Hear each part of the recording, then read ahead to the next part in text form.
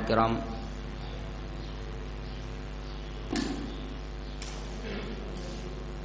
محترم بزرگوں،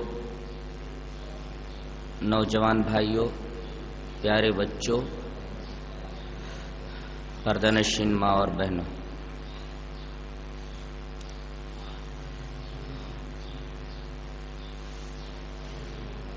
جیسا کہ آپ کو علم ہے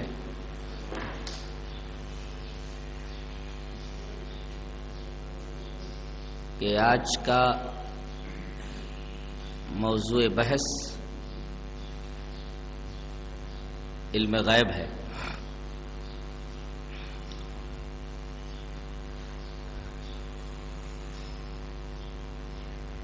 مسئلہ علم غیب توحید الوہیت کا ایک رکن ہے۔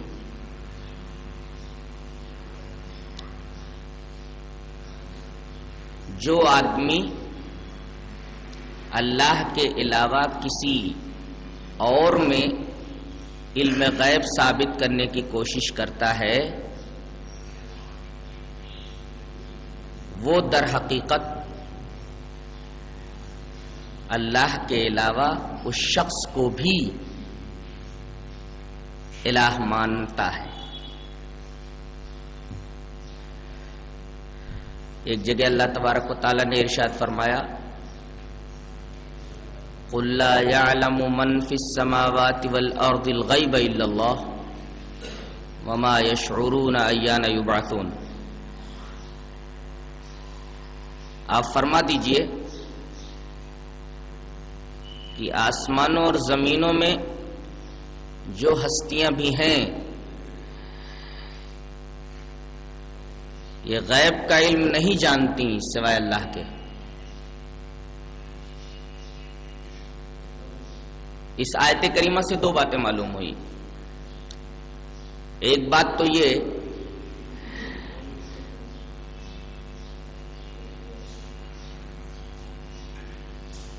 کہ مسئلہ علم غیب یہ توحید الوہیت کا ایک رکن ہے، اور دوسری بات یہ معلوم ہوئی کہ جو شخص اللہ کے علاوہ کسی اور کے تعلق سے یہ عقیدہ رکھتا ہے کہ اسے بھی غیب کا علم ہے، وہ اس کو الہ تسلیم کرتا ہے۔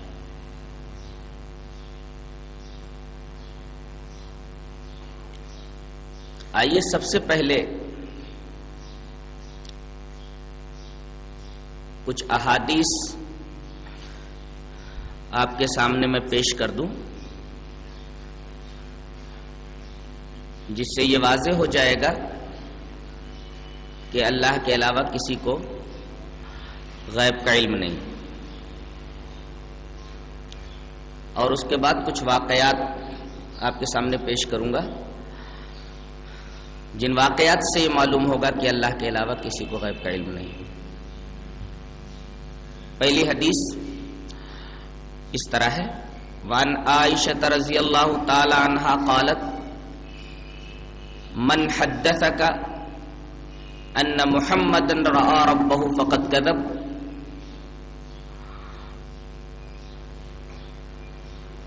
وهو يقول لا تدركه الابصار ومن حدثك انه يعلم الغيب فقد كذب وهو يقول لا يعلم الغيب الا الله، رواہ البخاری فی کتاب التوحید۔ حضرت عائشہ رضی اللہ تعالی عنہ فرماتی ہیں کہ جو شخص تم سے یہ کہے کہ رسول اللہ صلی اللہ علیہ وسلم نے اپنے سر کی آنکھوں سے اللہ تبارک و تعالیٰ کو دیکھا ہے، وہ شخص جھوٹ بولتا ہے، اس لیے کہ اللہ تبارک و تعالیٰ کا ارشاد ہے کہ اسے آنکھیں نہیں دیکھ سکتی، دیکھنے کا مطلب آنکھیں اس کا ادراک نہیں کر سکتی۔ آگے آپ نے یہ فرمایا کہ جو شخص تم سے یہ کہے کہ رسول اللہ صلی اللہ علیہ وسلم کو غیب کا علم تھا، وہ بھی جھوٹ بولتا ہے، اس لیے کہ اللہ فرماتا ہے لا يعلم الغیب الا اللہ، اللہ کے علاوہ کوئی علم غیب نہیں رکھتا۔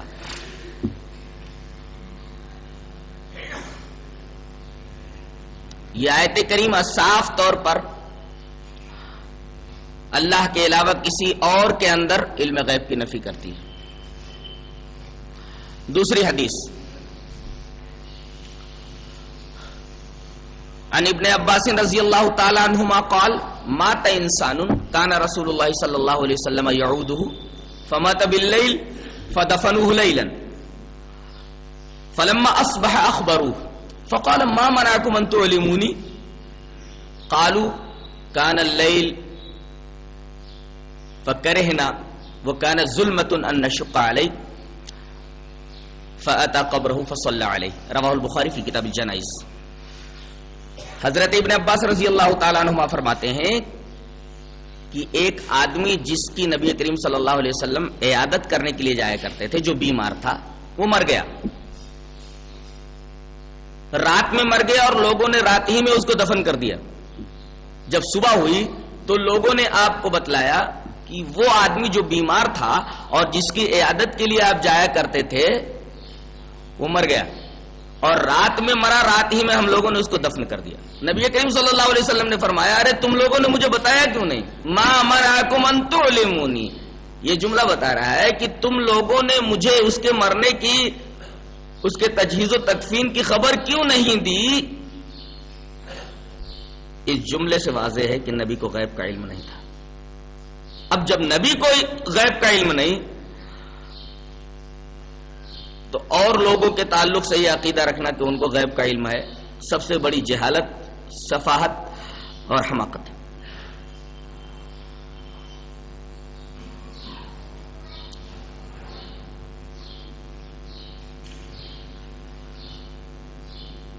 یہ دو حدیثیں واضح طور پر یہ بتاتی ہیں کہ نبی کریم صلی اللہ علیہ وسلم کو غیب کا علم نہیں تھا. کچھ واقعات بھی اس بات کی تائید کرتے ہیں. مسلم کی ایک روایت ہے کہ حضرت میمونہ رضی اللہ تعالی عنہا جو آپ کی زوجہ محترمہ تھیں، ان کے ہاں آپ ایک مرتبہ گئے. جانے کے بعد بڑی دیر تک آپ کے چہرے پر اداسی چھائی رہی. حضرت میمونہ نے پوچھا کہ اللہ کے رسول آپ کچھ اداس دکھ رہے ہیں. نبی کریم صلی اللہ علیہ وسلم نے فرمایا اس کی وجہ یہ ہے کہ جبرائیل نے آج مجھ سے ملنے کا وعدہ کیا تھا، پتہ نہیں کیوں نہیں آئے. اس لیے کہ فرشتہ وعدے کی خلاف ورزی نہیں کرتا. ایسا کیوں ہوا مجھے علم نہیں ہے. اس کے بعد اچانک آپ نے دیکھا کہ جس چارپائی پر آپ بیٹھے ہوئے ہیں اس کے نیچے کتے کا ایک پلا بیٹھا ہوا ہے.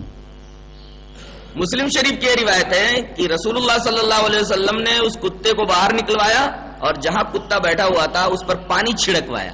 اس کا مطلب ہے کہ جہاں کتا آ جائے، جہاں کتا بیٹھ جائے وہاں پانی چھڑک دینا سنت ہے، وہاں پانی چھڑک دینا چاہیے. پانی چھڑکوایا، مسلم کی روایت ہے.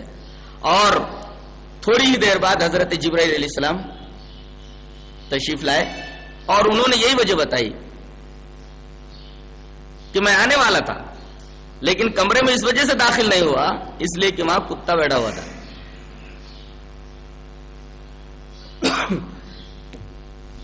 اس سے ایک بات تو یہ معلوم ہوئی کہ فرشتے وہاں داخل نہیں ہوتے جہاں کتا رہتا ہے یا جہاں تصویریں رہتی ہیں، ایک روایت کے مطابق.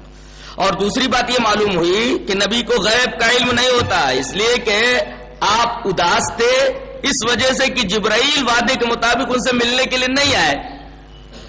وجہ آپ کی سمجھ میں نہیں آ رہی تھی اور وجہ قریب ہی تھی، کتے کا پلا. اگر آپ کو غیب کا علم ہوتا تو آپ کتے کو فوراً گھر سے باہر نکلواتے اور حضرت جبرائیل جلدی سے ملاقات کے لیے آ جاتے. مسلم کی ایک اور روایت ہے کہ آپ نے کمرے کے اندر ایک کتے کے پلے کو دیکھا تو آپ نے یہ پوچھا. جملہ یہ بتا رہا ہے کہ آپ کو غیب کا علم نہیں تھا. جملہ کیا ہے؟ متا دخل هذا الكلب ها هنا، یہ کتا یہاں کب آ گیا؟ متا مانے کب، وین، یہ کتا ادھر کب گھس آیا؟ یہ لفظ کب جو بتاتا ہے آپ کو غیب کا علم نہیں تھا. نہیں تو جسے غیب کا علم ہو وہ یہ نہیں پوچھتا یہ چیز یہاں کب آئی. متا دخل هذا الكلب ها هنا، یہ کتا ادھر کب آیا؟ حضرت عائشہ اس کے جواب میں فرماتی واللہ ما دريت خدا کی قسم مجھے علم نہیں. اس کا مطلب یہ کہ نبی کو بھی غیب کا علم نہیں ہوتا, اور نبی کے بعد صحابہ کرام رضوان اللہ تعالی علیہم اجمعین جو امت کے سب سے اچھے لوگ, سب سے افضل لوگ ہوتے ہیں, سب سے بڑے اولیاء ہوتے ہیں, ان کو بھی غیب کا علم نہیں. ورنہ حضرت عائشہ رضی اللہ تعالیٰ عنہ یہ نہ فرماتی کہ واللہ ما دریت, خدا کی قسم مجھے اس کا علم نہیں. مسلم ہی کی ایک روایت ہے کہ حضرت عائشہ رضی اللہ تعالی عنہا نے کسی عورت سے عاریتن ایک ہار لیا تھا, سفر میں وہ ہار گم ہو گیا. حضرت عائشہ بہت پریشان ہوئی, اس لیے کہ وہ ہار مستعار تھا اور اسے واپس کرنا تھا. گم ہو جانے پر انہیں بڑی فکر لاحق ہوئی. انہوں نے کہا کہ اللہ کے رسول وہ ہار گم ہو گیا اور ہار واپس کرنا ہے, میں تو وہ ہار مستعار لائی تھی. نبی کریم صلی اللہ علیہ وسلم نے حکم دیا کہ اسے تلاش کیا جائے.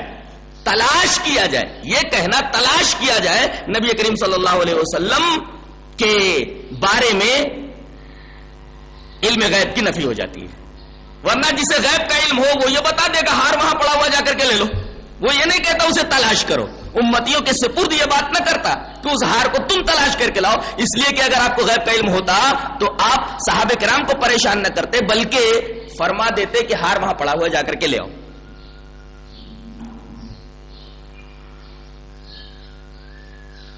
ایک آیت دیکھیے اور اس کی تفسیر ایک حدیث سے کر لیتے ہیں, جس سے یہ بات واضح ہو جاتی ہے کہ نبی کریم صلی اللہ علیہ وسلم کو غیب کا علم نہیں تھا. لو كنت اعلم الغیب لاستكثرت من الخير وما مسني السوء. اگر مجھے غیب کا علم ہوتا, غیب کا علم جانتا ہوتا تو میں بہت سے خیر جمع کر لیتا اور مجھے کوئی تکلیف نہیں پہنچتی. اگر مجھے غیب کا علم ہوتا تو میں بہت خیر جمع کر لیتا اور مجھے کوئی تکلیف نہیں پہنچتی. لیکن آپ کو تکلیف پہنچی. کیسے؟ مسلم ہی کی بات ہے کہ جنگ خیبر کے بعد, فتح خیبر کے بعد سلام ابن مشکم کی بیوی زینب نے آپ کی دعوت لی, ایک یہودیہ نے آپ کی دعوت لی. آپ کے ساتھ غالباً حضرت برا ابن معرور رضی اللہ تعالیٰ عنہ بھی ہیں, اس دعوت میں شریک ہیں. اس گوشت کے اندر زہر ملا ہوا تھا. صحابی نے جیسے ہی لقمہ حلق سے نیچے اتارا, زہر اتنا سخت اور تیز تھا کہ حضرت برا ابن معرور وہیں فوت ہو گئے, وہیں شہید ہو گئے. نبی کریم صلی اللہ علیہ وسلم نے تو لقمہ حلق سے نیچے نہیں اتارا, لیکن زہر کا اثر بڑا ہی تیز تھا. آپ فرمایا کرتے تھے کہ اس زہر کا اثر کبھی کبھی میرے اوپر ظاہر ہو جاتا ہے, اور مرض الموت میں یہ زہر دوبارہ عود کر آیا, اور آپ فرماتے تھے کہ مجھے ایسا لگ رہا ہے جیسے میری رگے اکحل کٹ رہی ہو. سوال یہ ہے کہ آپ کو اس زہر کی وجہ سے تکلیف پہنچی, اور قرآن حکیم یہ کہتا ہے کہ اگر میں غیب کا علم جانتا ہوتا تو میں بہت سے خیر جمع کر لیتا اور مجھے کوئی تکلیف نہیں پہنچتی. آپ کو اس تکلیف کا پہنچنا اس بات کی دلیل ہے کہ آپ کو غیب کا علم نہیں تھا.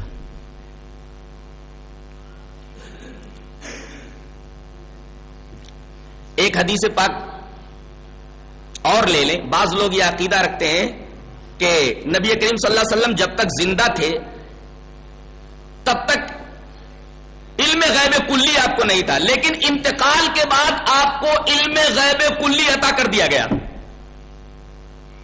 اس کا رد ایک حدیث پاک سے ہوتا ہے اور ایک آیت کریمہ سے. پہلے آیت کریمہ پیش کرتا ہوں. یوم یجمع اللہ الرسل فیقول ماذا اجبتم قالوا لا علم لنا انک انت علام الغیوب.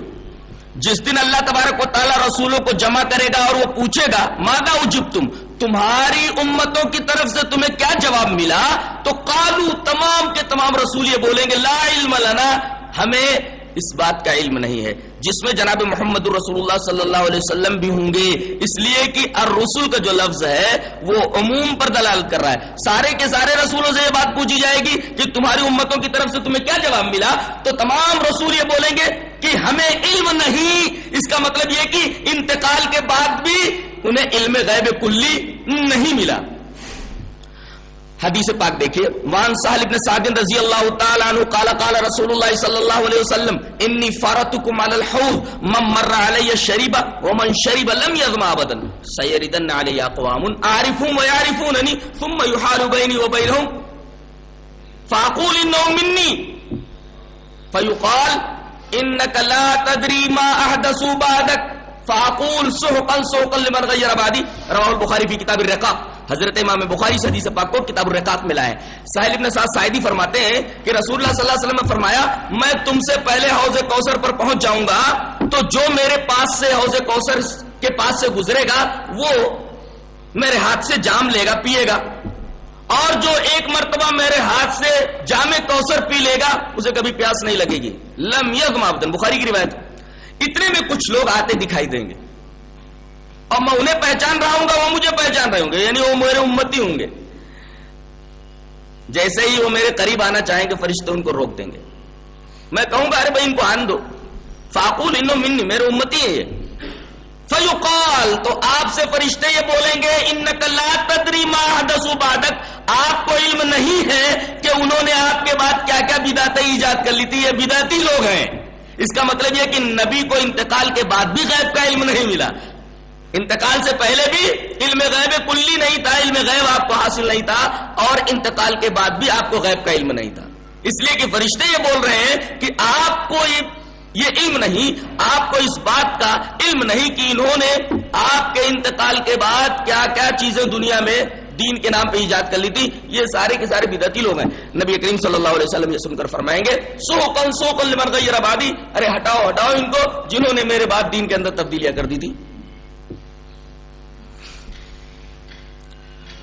اس آیت اور اس حدیث سے معلوم یہ ہوا کہ آپ کو انتقال کے بعد بھی علم غیب نہیں دیا گیا. آئیے پہلے کچھ منتخب آیات دیکھ لیتے ہیں، چیدہ چیدہ آیات جن سے واضح ہو جاتا ہے کہ علم غیب یہ مخصوصات خداوندی میں سے ہے. اللہ تبارک و تعالیٰ کے ساتھ یہ علم خاص ہے. غیب کا علم صرف اللہ ہی کو ہے. اللہ ایک جگہ ارشاد فرماتا ہے فَقُلْ إِنَّمَا الْغَيْبُ لِلَّهِ فَانْتَظِرُوا إِنِّي مَعَكُمْ مِنَ الْمُنْتَظِرِينَ. تو آپ فرما دیجئے کہ غیب کا علم اللہ ہی کو ہے. انما کا مفاد یہ ہے کہ مبتدا خبر میں محصور ہو جاتا ہے. انما الغیب للہ، غیب اللہ ہی کو ہے، اللہ ہی کو ہے. انما جو حصر کے لیے آتا ہے یہ بتاتا ہے کہ علم غیب یہ خاص سے خداوندی میں سے ہے. علم غیب اللہ کے علاوہ کسی کو حاصل نہیں. ایک جگہ اس طرح ارشاد فرمایا گیا قُلْ لَا يَعْلَمُ مَنْ فِي السَّمَاوَاتِ وَالْأَرْضِ الْغَيْبَ إِلَّا اللَّهُ. پہلے نفی عام ہے، نفی عام کے بعد لفظ استثناء سے یہ بات بتا دی گئی کہ غیب کا علم اللہ کے ساتھ خاص ہے. آپ کہہ دیجئے کہ زمینوں اور آسمانوں میں جو ہستیاں ہیں اللہ کے علاوہ ان میں سے کسی کو غیب کا علم نہیں ہے. لا کر کے اللہ کے ذریعے استثناء کرنا در حقیقت مفید حصر ہوتا ہے، اور یہ حصر بتا رہا ہے کہ اللہ کے علاوہ کسی کو غیب کا علم نہیں. سورہ الف لام میم سجدہ کے اندر اللہ تبارک و تعالی نے ارشاد فرمایا فَلَا تَعْلَمُ نَفْسٌ مَّا أُخْفِيَ لَهُم مِّن قُرَّةِ أَعْيُنٍ جَزَاءً بِمَا كَانُوا يَعْمَلُونَ. کسی نفس کو اس بات کا علم نہیں ہے کہ اللہ تبارک و تعالی نے جنت میں جنتیوں کے لیے کیا کیا آنکھوں کی ٹھنڈکیں بنائی ہیں، کیا کیا آنکھوں کی ٹھنڈک رکھی ہے. یہ دیکھیے اب لا کے بعد نکرہ ہے، اور عربی کا طالب علم جانتا ہے کہ نکرہ اگر تحت نفی ہے تو عموم کا فائدہ دیتا ہے. فلا تعلم نفس، کسی بھی نفس کو یہ علم نہیں ہے. اس کا مطلب یہ ہوا کہ اللہ کے علاوہ کسی کو غیب کا علم نہیں.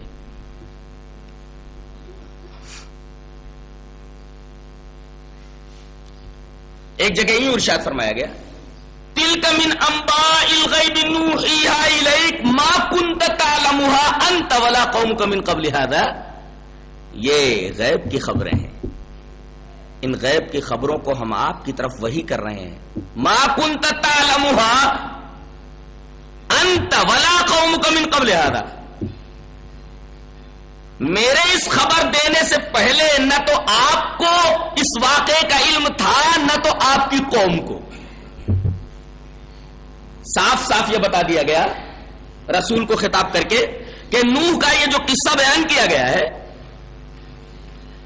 اس قصے کا علم، اس واقعے کا علم میرے اس خبر دینے سے پہلے نہ تو آپ کو تھا نہ آپ کی قوم کو تھا. یہ آیت بالکل صریح ہے اور واضح ہے کہ اللہ کے علاوہ غیب کا علم کسی کو نہیں. جس کو جو کچھ علم ہوا وہ اللہ تبارک و تعالیٰ کے بتانے سے اور خبر دینے سے ہوا.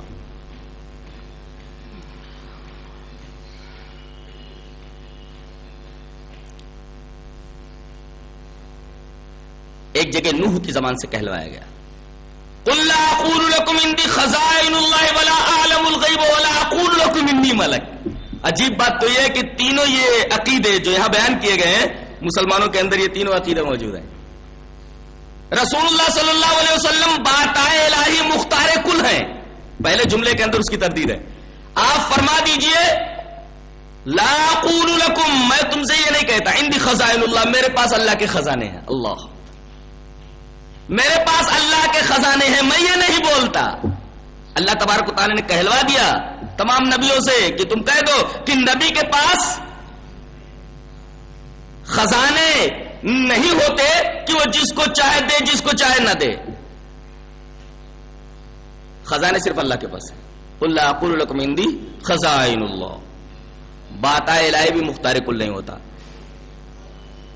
اور وَلَا أَعْلَمُ الْغَيْبَ، نہ تو میں غیب جانتا ہوں.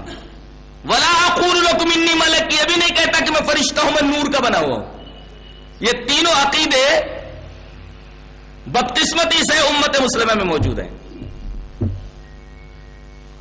یہ عقیدہ موجود ہے کہ رسول اللہ صلی اللہ علیہ وسلم باتائے الہی مختار کل ہیں. یہ عقیدہ بھی موجود ہے کہ رسول اللہ صلی اللہ علیہ وسلم اولیاء انبیاء سب کو غیب کا علم ہے. اور تیسرے یہ کہ نبی نور کے بنے ہوئے ہیں، جبکہ یہ کہہ دیا گیا کہ میں فرشتہ نہیں ہوں، اس لیے کہ فرشتہ نور سے بنا ہوا ہوتا ہے.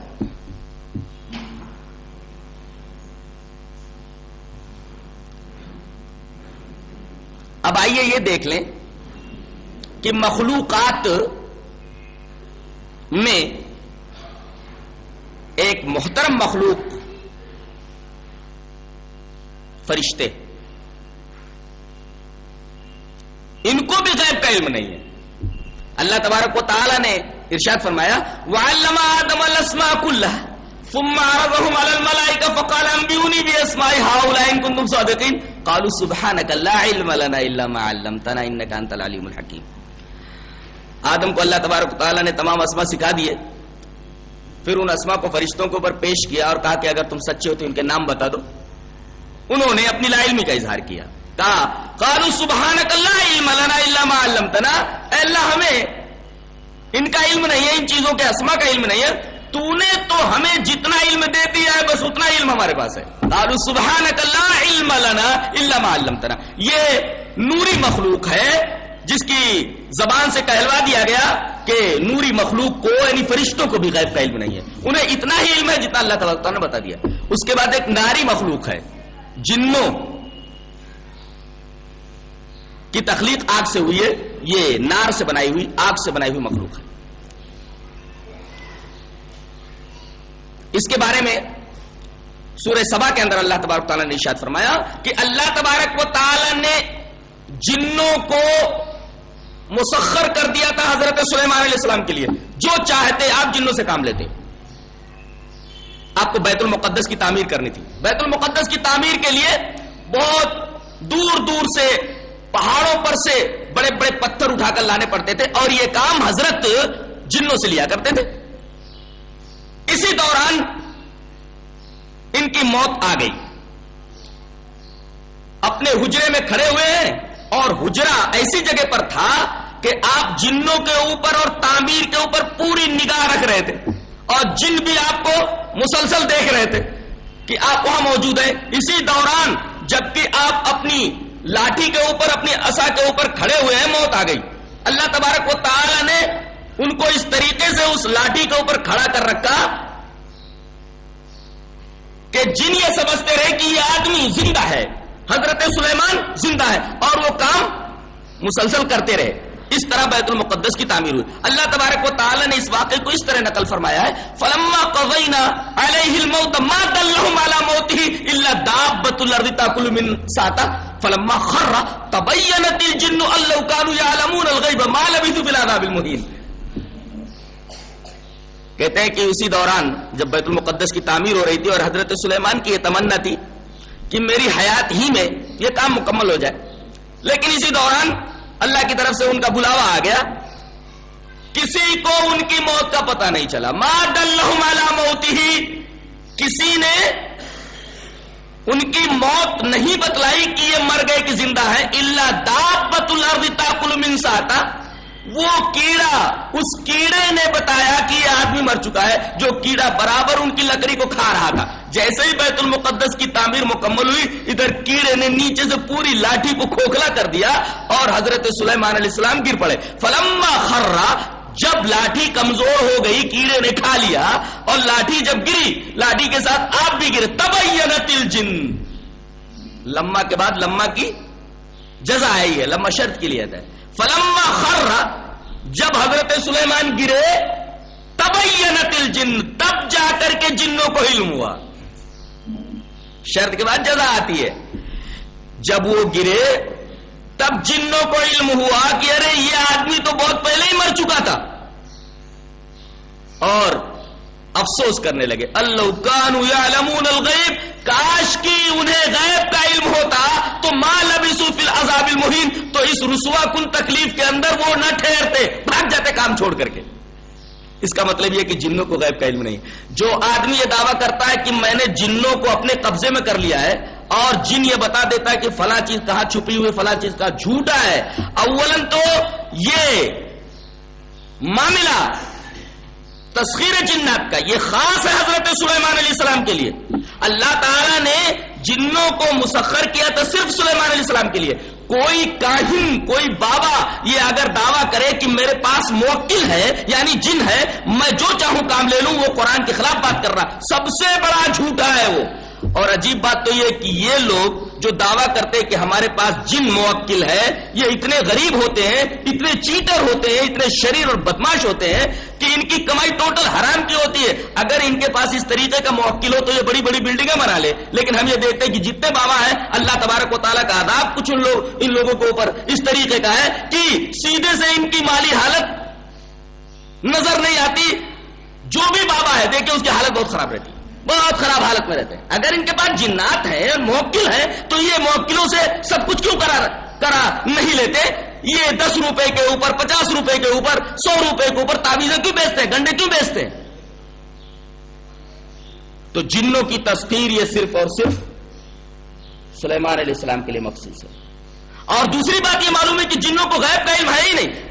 تھوڑے فاصلے کے اوپر جب جن یہ نہیں جان سکتے کہ یہ لکڑی کے اوپر ٹھہرا ہوا انسان مر گیا کہ زندہ ہے، تو وہ اندرونی چیز کے بارے میں کیسے علم رکھ سکتے ہیں کہ فلاں جگہ فلاں چیز چھپی ہوئی ہے، فلاں جگہ فلاں چیز چھپی ہوئی ہے؟ سامنے حضرت سلیمان علیہ السلام مرے کھڑے ہیں لکڑی کے اوپر، یہ برابر کام کر رہے ہیں.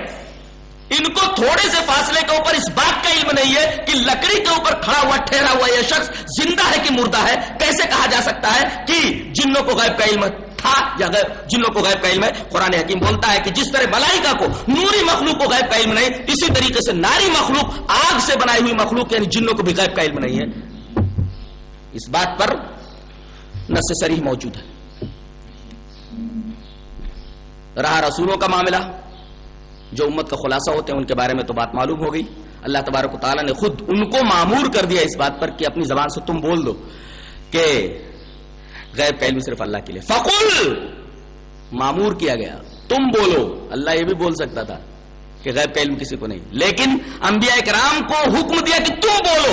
مامور کیا گیا، ان کو حکم دیا گیا کہ بولو، اپنے سے علم غیب کی نفی کرو. فقل انما الغیب للہ، بول دو کہ غیب کا علم صرف اللہ کو. تو غیب کا علم نہ تو ملائکہ کو غیب کا علم، نہ تو جنوں کو غیب کا علم، نہ تو انبیاء کرام کو غیب کا علم نہ تو اولیاء کرام کو.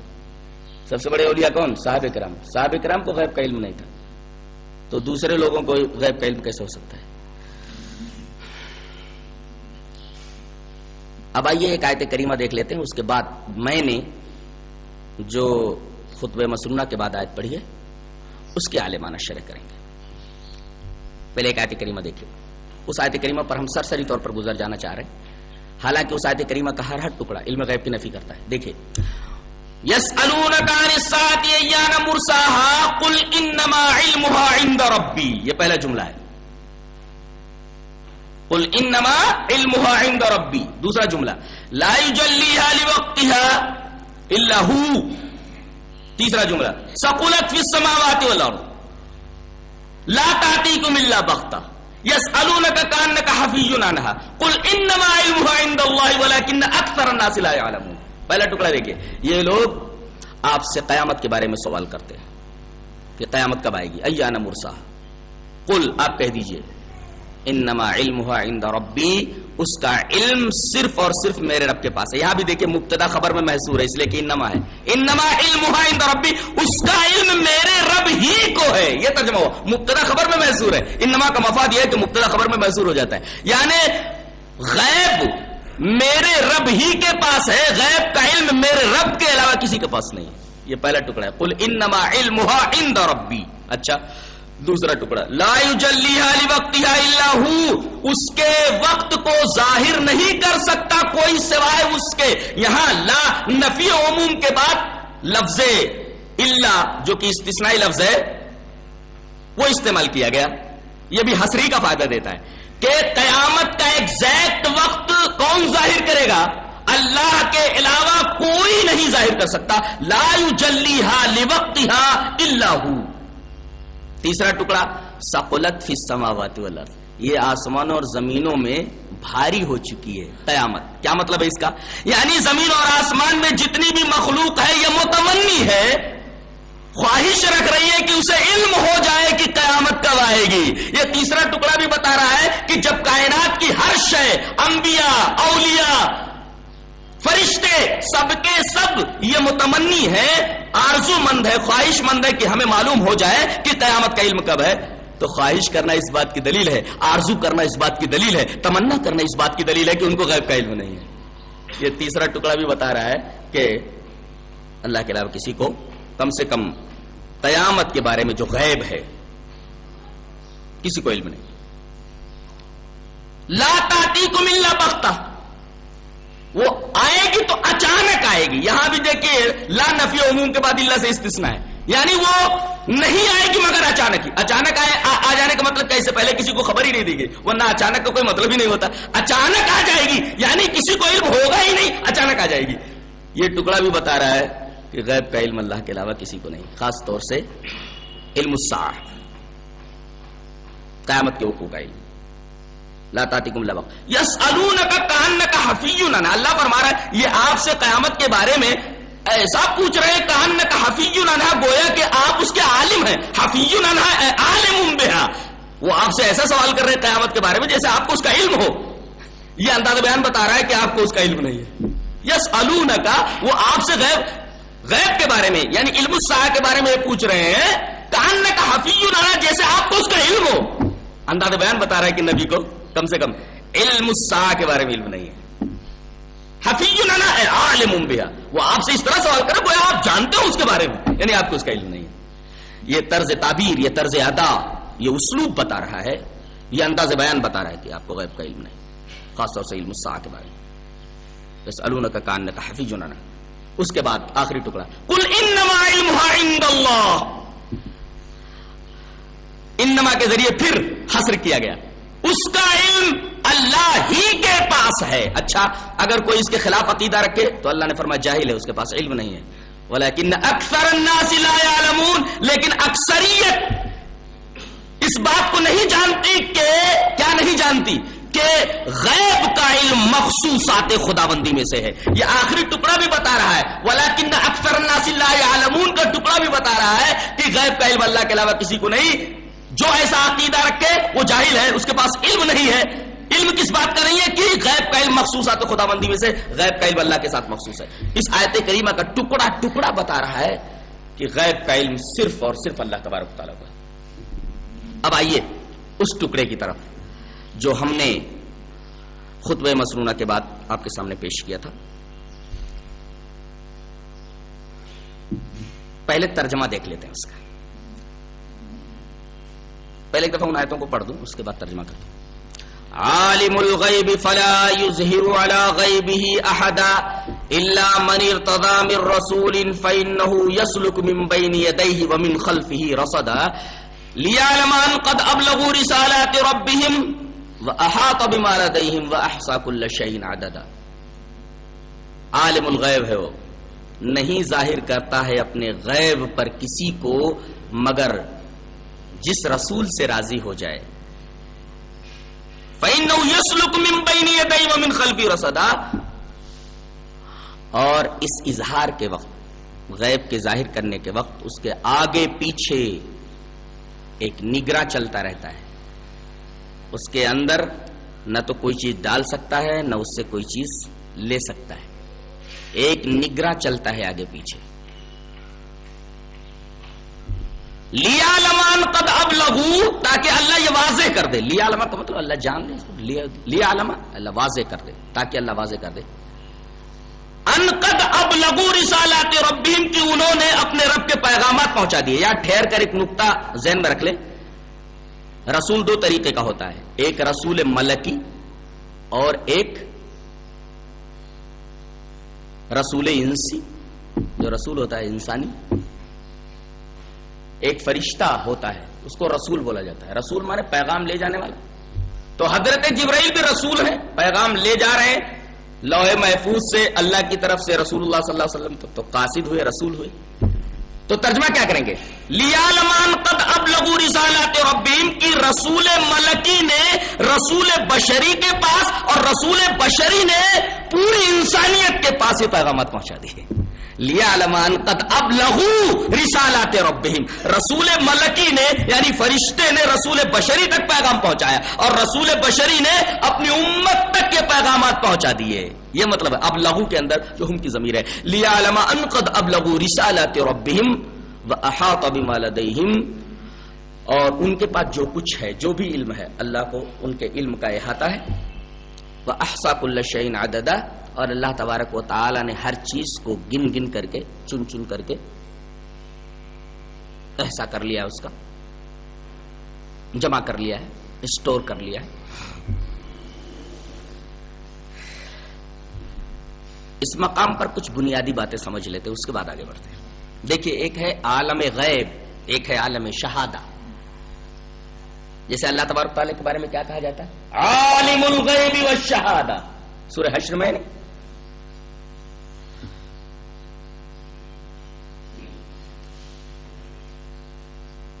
اب عالم الغیب والشہادہ, غیب اور شہادہ کیا ہے اس کو سمجھ لیا جائے. اپنی آنکھوں سے ہم جو کچھ دیکھ رہے ہیں وہ عالم شہادہ ہے. ہماری آنکھوں سے جو کچھ نظر آتا ہے وہ عالم شہادہ ہے. اور ہمارے حواس کے ادراک سے جو چیز ماورا ہے, جسے ہمارے حواس نہیں پا سکتے, وہ سب عالم غیب ہے. جو کچھ ہمیں نظر آتا ہے وہ سب عالم شہادہ ہے, اور جو چیزیں ہمارے حواس کے ادراک سے ماورا ہے وہ سب عالم غیب ہے. یہ عالم شہادہ اور عالم غیب میں فرق ہوا.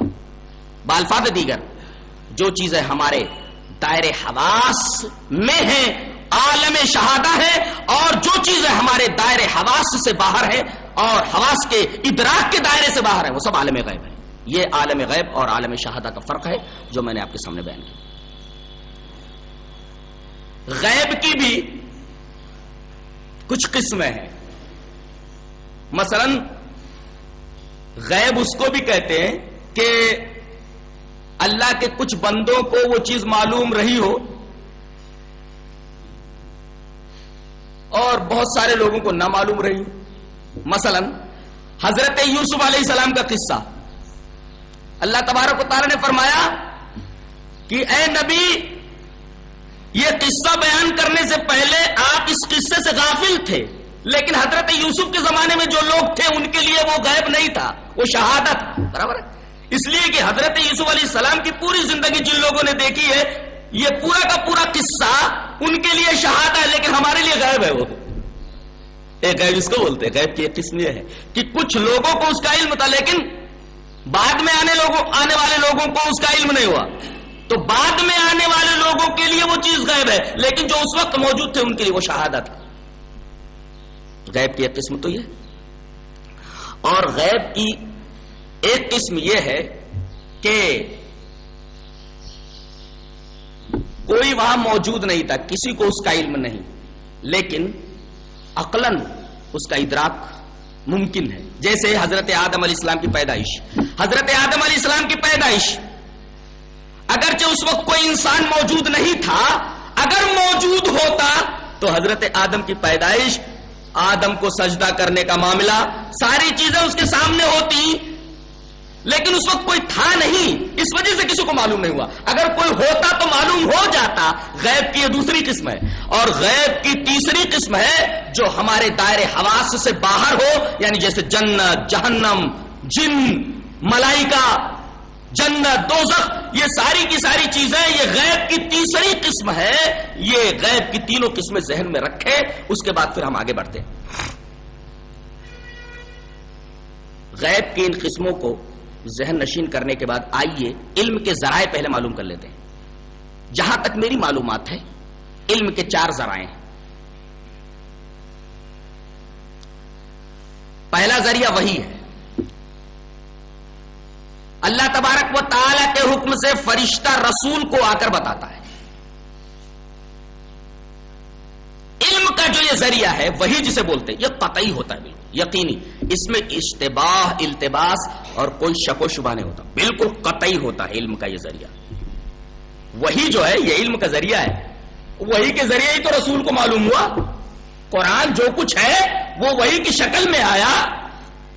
قرآن پورا کا پورا علم ہے. اب اس علم کا ذریعہ کیا تھا؟ وہی جو علم کا ذریعہ ہے یہ ذریعہ بالکل قطعی اور یقینی ہوتا ہے. اس میں اشتباہ اور التباس نہیں ہوتا، بالکل یقینی ہوتا ہے. اچھا، علم کا ایک ذریعہ ہوتا ہے ظنی، جیسے نجومی لوگ بتا دیتے ہیں تاروں کو دیکھ کر کے. جفار بتا دیتا ہے جو جفر کا علم رکھتا ہے. رمال بتا دیتا ہے جس کے پاس علم رمل ہوتا ہے. طبیب جسے علم طب کا شعور ہوتا ہے وہ بتا دیتا ہے. تو ڈاکٹر جو بتا دیتا ہے، نجومی جو بتا دیتا ہے، جفار جو بتا دیتا ہے، رمال جو بتا دیتا ہے، کاہن جو بتا دیتا ہے، بابا جو بتا دیتا ہے، ان کے ذریعے جو علم ہے یا جن ذرائع سے یہ بتاتے ہیں وہ ذریعے علم ظنی ہوتا ہے. اس لیے کہ اس کے قواعد ہوتے ہیں، یہ فن ہے اور فن کے قواعد ہیں. ان قواعد کے ذریعے وہ علم حاصل کرتے ہیں اور یہ قاعدے سب کے سب ظنی ہیں. اور ظنی ذریعے علم سے جو چیز حاصل ہوگا وہ علم بھی ظنی ہوگا. اس میں اشتباہ التباس ہوتا ہے، اشتباہ اور التباس ہوتا ہے. کچھ کبھی صحیح ہو جاتا ہے، کبھی غلط ہو جاتا ہے. جیسے موسمی پیشین گوئی کرنے والے یہ بتاتے ہیں کہ فلاں دن کو اتنے بجے سے لے کر اتنے بجے تک زبردست بارش ہوگی، بارش کی مقدار بھی بتا دیتے ہیں وہ. تو موسمی پیشین گوئی کرنے والے غیب کا علم نہیں رکھتے، وہ عالم الغیب نہیں ہے، انہیں غیب کا نہیں کہہ سکتے. ان کی مثال اس طرح ہے جیسے آدمی اپنی بلڈنگ، آدمی اپنے گھر کے کھڑکی کے پاس کھڑا ہوا ہے، اچانک اس کی نظر پڑتی ہے کہ پوسٹ مین آ رہا ہے فاصلے پر. گھر والوں سے کہتا ہے پوسٹ مین آ رہا ہے 5 منٹ میں پہنچ جائے گا. تو یہ 5 منٹ جو وہ کہہ رہا ہے کہ 5 منٹ میں پہنچ جائے گا، یہ اس کا اندازہ ہے. ہو سکتا ہے 10 منٹ بھی ہو جائے، اسے چوٹ لگ جائے اور بیٹھ جائے. اس کا اندازہ یہ ہے کہ 5 منٹ میں پوسٹ مین آ جائے گا. پوسٹ مین کو اس نے آتے ہوئے دیکھا ہے تو یہ کہہ دیا کہ 5 منٹ میں آ جائے گا. ایسے علم کو غیب کا علم نہیں بولتے. اسی طریقے سے دوربین کے ذریعے کسی نے فاصلے کے اوپر کسی کار کو آتے ہوئے دیکھا تو کہتا ہے کہ اگرچہ تم لوگوں کو نظر نہیں آ رہا ہے لیکن میں نے دوربین سے دیکھ لیا ہے کہ کافی فاصلے سے ایک کار آ رہی ہے. تو یہ کار کا جو علم ہے وہ دوربین کے ذریعے ہے, آنے کے ذریعے ہے. اس کو بھی غیب کا علم نہیں کہہ سکتے. رہا معاملہ اولیاء کے کشف کا, کہتے ہیں کشف کے ذریعے علم ہو جاتا ہے. تو جاننا چاہیے کہ کشف جو ہے علم ہے ہی نہیں, کشف کو علم کہیں گے ہی نہیں. کیسے؟ جیسے کسوف کے معاملے میں سورج گرہن کا معاملہ تھا, رسول اللہ صلی اللہ علیہ وسلم نے سورج گرہن کی نماز پڑھائی. جب سورج پر گرہن ہو جاتا ہے تو اس کے لیے سنت کیا ہے؟ 2 رکعت نماز پڑھی جائے. اس کو گرہن کی نماز بولتے, صلاۃ کسوف کہتے ہیں. نبی کریم صلی اللہ علیہ وسلم نے سورج گرہن ہونے کے بعد جب صلاۃ کسوف پڑھانی شروع کی تو اچانک آپ پیچھے ہٹے گھبرا کر کے, جیسے کوئی خوفناک چیز سے بھاگتا ہو, اور تھوڑی دیر کے بعد آپ لپکے جیسے کوئی چیز لینا چاہ رہے ہو, اور پھر آپ نے ہاتھ نیچے کر لیے. نماز کے ختم ہونے کے بعد صحابہ کرام نے آپ سے یہ پوچھا کہ اللہ کے رسول آپ نے خلاف معمول اس طریقے کی حرکتیں کی, وجہ کیا ہے؟ رسول اللہ صلی اللہ علیہ وسلم نے فرمایا اس دیوار کے اوپر مجھے جہنم دکھائی گئی. اللہ اکبر, یہ اسکرین ہے. کون سی نئی چیز ایجاد کر لی ہے لوگوں نے ٹی وی کے نام پر؟ اس کا تصور 1400 سال پہلے ہمارے نبی نے دے دیا تھا. جہنم کہاں ہے اس کی تصویر دیوار کے اوپر دکھا دی گئی, اسکرین کے اوپر دکھا دی گئی کہ براڈ کاسٹنگ کہیں سے ہوتی ہے, فلم کہیں چلائی جاتی ہے اور دکھا دی جاتی ہے کہیں. اسی طریقے سے اللہ تبارک و تعالی نے اپنے رسول کو مسجد کی دیوار کے اوپر جنت اور جہنم کا مشاہدہ کرا دیا. جنت اور جہنم کتنے فاصلے کے اوپر ہے, لیکن صلاۃ کسوف کے موقع پر جب آپ سورج گرہن کی نماز پڑھا رہے, دیوار کے اوپر آپ نے جہنم کو بھی دیکھا, جہنم کو بھی مشاہدہ کیا اور جنت کا بھی مشاہدہ فرمایا. جب جہنم کو آپ نے دیکھا, اٹھتی ہوئی لپٹیں دیکھی آگ کی, تو آپ گھبرا کر کے پیچھے ہٹے. آپ نے بتایا کہ جہنم کی لپٹیں جو اٹھ رہی تھی جہنم میں آگ کی, میں ان کو دیکھ کر کے گھبرا گیا اور پیچھے ہٹا. اور جو میں نے ہاتھ بڑھایا لینے کے لیے, کچھ در حقیقت جنت مجھے دکھائی گئی اس دیوار کے اوپر. میں نے دیکھا کہ جنت کی دیواروں کے باہر کھجور کے گچھے لٹکے ہوئے ہیں. میں نے چاہا کہ ان گچھوں کو لے لوں. اللہ اکبر. تو جنت بھی دکھائی گئی اس دیوار کے اوپر اور جہنم بھی دکھائی گئی اس دیوار کے اوپر.